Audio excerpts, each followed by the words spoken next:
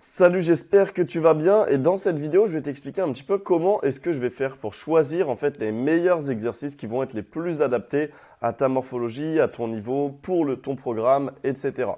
Donc en fait, ça va être comment je crée mes programmes, tout simplement. Donc du coup, déjà l'étape numéro 1, ça va être de savoir qu'est-ce qu'il faut choisir entre une charge libre ou une charge guidée. Il faut savoir qu'avec un mouvement où on a une charge guidée, on va avoir un mouvement plus stable. Et donc, possiblement, on va pouvoir développer plus de force, mettre plus lourd, etc. À l'inverse, si on a un mouvement libre, on va engager plus de muscles, en fait, pour stabiliser toutes les articulations et en fait l'ensemble de ton corps. Pour illustrer ça et comprendre un petit peu ce que c'est qu'une charge libre et une charge guidée, en bas sur la photo de gauche, on va avoir quelqu'un qui fait un chest press, donc une machine guidée. On voit qu'il va pouvoir mettre plus lourd puisqu'en fait, il va être totalement stabilisé. Il a moins besoin de gérer son dos, etc. pour rester droit parce qu'en fait, la machine le fait à sa place. À l'inverse, on va voir exactement le même mouvement ici. C'est du développé couché. Donc, même pattern de mouvement, c'est-à-dire un mouvement vraiment de poussée, sauf que cette fois-ci, avec ce mouvement de poussée horizontale, on va pas avoir de machine guidée. Le mouvement, il peut partir dans tous les sens.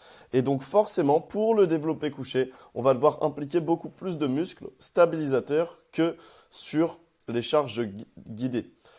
Même chose pour le poids de corps, ce qu'on pourrait voir ici, ça serait une pompe par exemple où on a vraiment un point d'appui au sol, donc fixe, contre des pompes avec les TRX, autrement dit des sangles de suspension, où on va devoir en fait équilibrer pour pas que les bras partent dans tous les sens. Autrement dit, est-ce que c'est intéressant? Enfin, dans quel cas de figure c'est intéressant? Déjà, une charge libre, ça va être intéressant, par exemple, si on veut commencer à renforcer les articulations. Même si ça va aussi se renforcer avec les charges guidées, mais c'est vrai qu'en fait, ça demande quand même plus de concentration. Donc, ce que j'aime bien faire, par exemple, ça va être commencer mes programmes avec des charges guidées. Comme ça, il y a moins besoin de se concentrer sur le mouvement. On apprend juste le pattern de mouvement. Et ensuite, on pourra passer sur des charges libres. Et donc comme ça, avec le fait de travailler sur charge guidée dès le début, ça permet de développer plus de force, de prendre plus de muscles dès le début. Mais par contre, ça ne veut pas dire que plus tard, pour développer plus de force, on ne pourra pas revenir vers des charges guidées. Maintenant, l'étape numéro 2, ça va être suivant ta morphologie. Donc là, ce qu'on va chercher à faire, c'est éviter en fait les conflits articulaires. Vous allez comprendre ce que c'est après. Et donc le but, ça va être d'optimiser la performance avec un mouvement adapté, donc c'est-à-dire un bien meilleur recrutement musculaire. Par rapport aux conflits articulaires, on va voir le cas ici par exemple pour les coudes. Ici, il y a quelque chose qu'on peut appeler varus, coude normal ou valgus. En fait, c'est quand le coude va rentrer donc vers l'intérieur, soit il est tout droit, même vers l'intérieur, soit il est tout droit, soit il part vers l'extérieur. Ça, c'est génétique. On ne peut pas y faire grand-chose, mais on ne peut rien y faire. C'est vraiment, on est comme ça. Donc du coup, il va falloir adapter les mouvements en conséquence. Par exemple, si jamais j'avais un valgus très prononcé, donc les coudes qui partent vers l'extérieur, et que j'utilisais cette barre-là, donc une barre droite pour faire un mouvement de curl biceps, et ben en fait, ce qui va se passer, c'est que tout simplement, ça va mettre de la tension au niveau des poignets et au niveau des coudes, parce qu'on voit bien que l'articulation ne serait pas faite pour avoir une barre droite. À l'inverse, on devrait utiliser plutôt une barre comme ça, c'est-à-dire une barre EZ, ou qui respecte beaucoup plus les articulations si jamais on a un valgus fort. Par contre, pour quelqu'un qui aurait un varus ou alors un coude normal, ça ne serait pas du tout un problème de prendre cette barre-là. Et en fait, ça, on va pouvoir l'appliquer à un petit peu toutes les articulations. Et éviter certains conflits, ça va permettre de ne pas se faire mal déjà, mais également de pouvoir développer plus de force sur les mouvements, puisque encore une fois, si le mouvement est plus adapté, on va avoir aucune contrainte articulaire et donc on va pouvoir travailler plus lourd, avec plus d'intensité, etc. Et avec des meilleures sensations aussi. Ensuite, étape numéro 3, travailler les points faibles.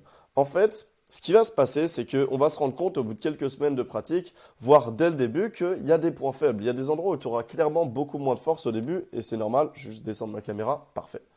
Donc il y aura des points faibles, et donc ce qu'on va faire, c'est vraiment chercher à les cibler, avec éventuellement des mouvements d'isolation. Par exemple, si on imagine que cette personne-là est la même personne, et qu'elle avait un point faible sur les biceps, on pourrait mettre de l'isolation, où il va venir vraiment travailler juste ses biceps au début, ou quasiment que ses biceps, pour ensuite aller vers un mouvement plus général qui va travailler ses biceps, comme ici sur des tractions. Donc ça dépend vraiment des cas de figure, mais il faut bien se dire que si jamais on a un retard, on va commencer notre séance par ce mouvement-là.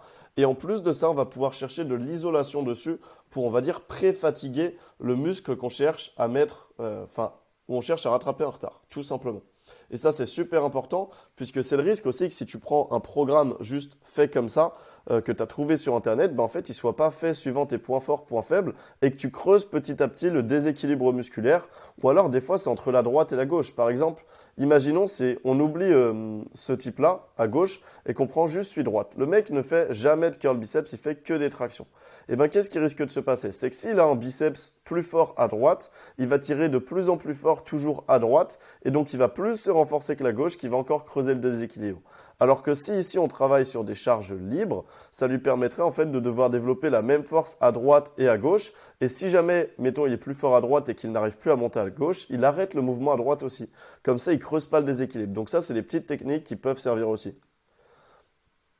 Et ensuite, il y a plein d'autres paramètres aussi. Il faut savoir quand même pour créer un programme d'entraînement, c'est assez technique. Et d'ailleurs, c'est pour ça que je suis coach et que je m'en occupe à votre place. Mais on va avoir déjà la tension continue. En fait, ça va être gérer un paramètre plus dans le choix des exercices, là, où le but va être de n'avoir aucun mouvement de repos durant le mouvement.